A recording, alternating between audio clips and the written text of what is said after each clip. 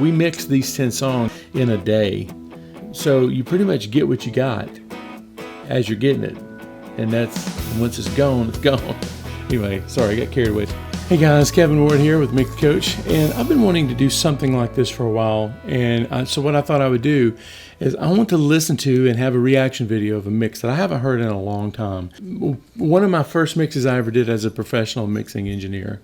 Just a short backstory. I got out of college and went straight to work for this company called Horizon Music Group, or Here Studios. But anyway, it was Here Studios, and it was on Merriman Avenue in Asheville, North Carolina. And I was in heaven because I was getting to do my favorite kind of music, which was gospel music, in a great studio and working with some very iconic people, a lot of people that I learned a lot from. So anyway, what I thought I would do is just to walk through this song and tell you what I remember about it and give you some reaction on what I think about it now. Okay, so here we go. I'm a little nervous because I haven't heard it in a while. And so I found it on YouTube. There was a group called the Kingsmen, and they recorded a song, probably one of the bigger songs of their career. And I was fortunate enough to be the guy who recorded it and mixed it. I had some help mixing it, which I'll explain to you a little bit later as we go. And now I found the video. It's just "Wish You Were Here," tilde the Kingsmen, and I'll leave a link to it in the comments below. Okay. All right. So let's see. I should probably put some headphones on. I'm not going to put any headphones on. I'm just going to mute this mic. I need headphones. All right, I'm putting headphones on just because I want the audio to be good, okay? So here we go.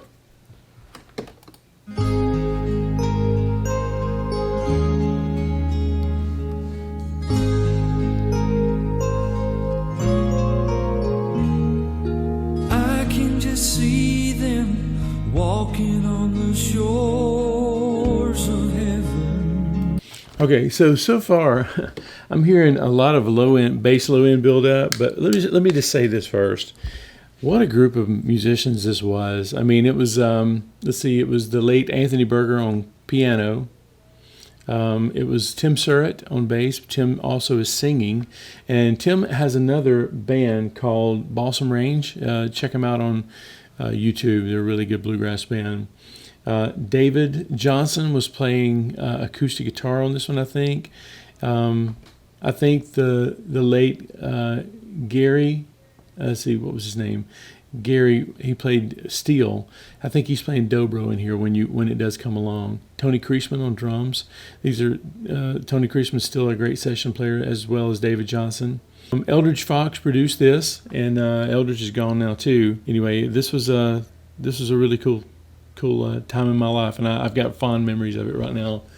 But anyway, so let's listen to the bass, or let's listen to the track. I'm hearing a lot of low end. I don't think I knew about filters then. The bass could have used a filter. Praising the Lord and watching the tide roll in.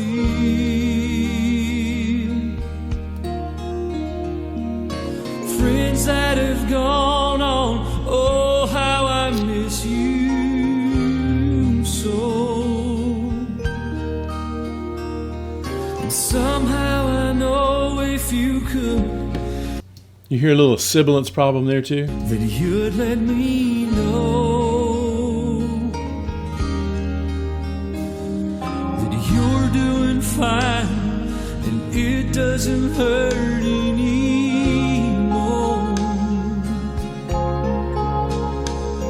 Things couldn't be better and heaven is worth waiting for. What a voice, man. That you miss me too. Until then, you'll be praying for me. And I know if you could talk to me now, that here's what you'd say to me. Wish you were here. It's such a beautiful place.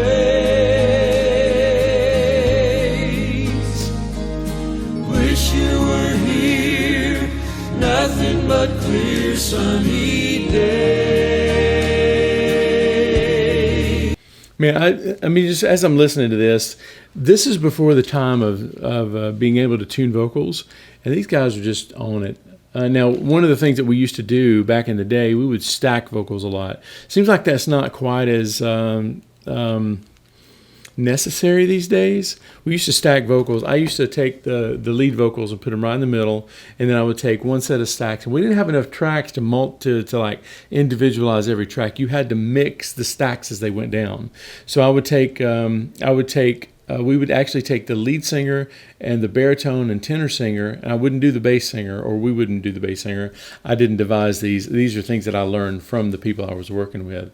We would take the three singers, and I tended to pull the lead singer down quite a bit in the stack, but I would mix them on we had a Soundcraft TS12, a beautiful little board. I loved it, and we had a Studer A80 Mark IV, I think, or Mark II. I can't remember. But anyway, there would be two tracks, and we call them stack tracks, and I would print the vocals to those stacks, and we would do two of them.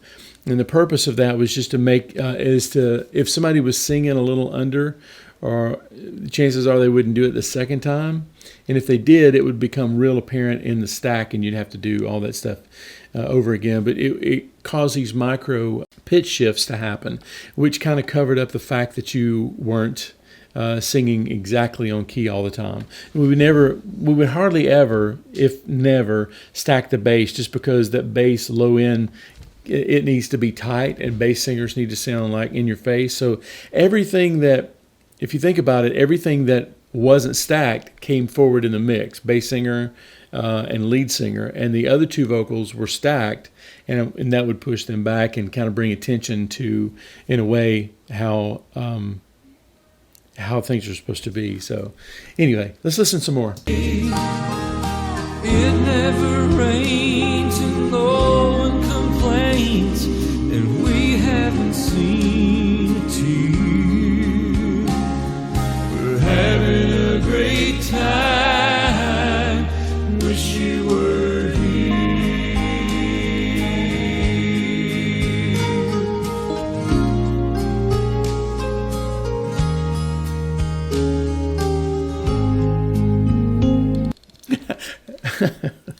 I don't know why I'm thinking about this, but every time I hear that turnaround, and I thought about it then, when he played the keyboard, there was a commercial, a Kleenex commercial, says, Kleenex says thank you, or Kleenex says bless you, and I think about it every time. Listen.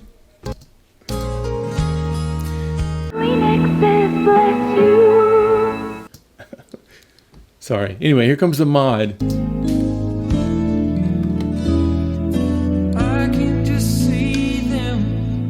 On the shores together, they're talking with Jesus, safe and secure in his love. Friends and loved ones walking in heavenly peace, and I know they could talk to me now, and here's what they'd say to me. Okay, before we get to the last chorus, I was going to tell you a little bit about how we went about mixing here. This TS12 did not have automation on it. It had 24 channels in this bucket, and I think it had a center section, and then it had 12. Yeah, TS12. It had 12 stereo returns, I think, on the right. So I would assign like band and vocals and things like that. And then I think on this one, I think it was Eldridge who was actually mixing the vocals, and I was mixing the band. And keep in mind that this mix was done, I don't know when it was done exactly, but it couldn't have been more than a couple of months after I started. So this was literally one of my first mixes. And I'm hearing things in there like if you listen on this verse here, on the beginning, the DX7, the keyboard sound, that was usually the DX7 was the sound run through a little choruser. I think I had an MXR chorus that we would run the DX7 through and give it a stereo sound, and it sounded really nice and lush. Yeah, Eldridge was mixing the vocals, I believe. If not Eldridge, it might have been Jeff Collins, but I think it was Eldridge. But anyway, I would push up fills and stuff, and I can hear now in the second verse. I'll go back and listen. There's a couple things that are too loud, and there's a couple things that I wish were louder. Like there's a couple little answer parts, but you know what? We mixed these 10 songs, if I'm not mistaken, in a day, and at the very most a day and a half. And so you pretty much get what you got as you're getting it. And once it's gone, it's gone. Anyway, sorry, I got carried away there. Let's listen to a little bit of the second verse again, right as the mod happens. In heavenly peace, and I know if they There's a little blah, blah, blah on the mandolin that I should have gotten up. And I know if they could talk to me now, then here's what they'd say to me. Wish you were here in such a beautiful place. Wish you were here. That was a dobro that I think Gary was playing, and it's okay. The first part of it gets lost, but you know what? The vocals are real out front, and they have to stay out front. And if you don't have automation, you have to fail on the side of getting the vocals too loud. At least it feels like it. Beautiful place. Wish you were here. Nothing but clear sunny days.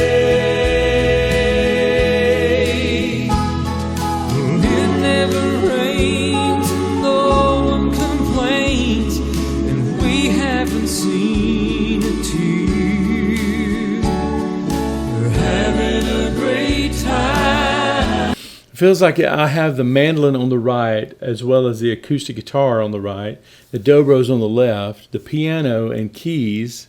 I don't know if there's any piano on this. I haven't heard it. It sounds like it's mostly keys, kind of spread out. The vocals seem to be kind of stuck in the middle. But you know, one of the things I'm learning about this is that, you know, you have to just, I remember, you know, if I can have a memory of my mom here, I remember when I was mixing this, and I would come home at, you know, that night I was done, and it was like, how do I know if it's finished? I don't know. I mean, I had no clue how to determine if it was finished or not. And I remember asking her, she said, "Are they happy with it?" And I said, "They seem to be." She said, "Well, it sounds like you're finished," which, you know, is probably wise. But you know what? We had limited resources by today's standards, but still, the song pretty much holds up. I think, you know, it's got. I'd love to take another shot at it if we could ever find the multi-tracks. But I think the song kind of holds up. Let's listen a little bit more. Wish you were here. Well, it never rains and no one complains, and we have. Tim's got a really dynamic voice, and I heard a couple times. I don't even think I had any outboard compressors that I could use on these vocals. Honestly, I don't think I had any. Let's see, I had a compeller, which I think I used for the mix, and I think I had a DBX 166, which is not DBX 160s or 160Xs. It's kind of like the cheaper version of it. And they didn't have a lot. I didn't think they sounded that good. So I don't think these vocals have any compressors on them. But listen. It never rains and no one complains, and we haven't seen a tear. What a voice. Oh, we're having a great time. And we wish you were here.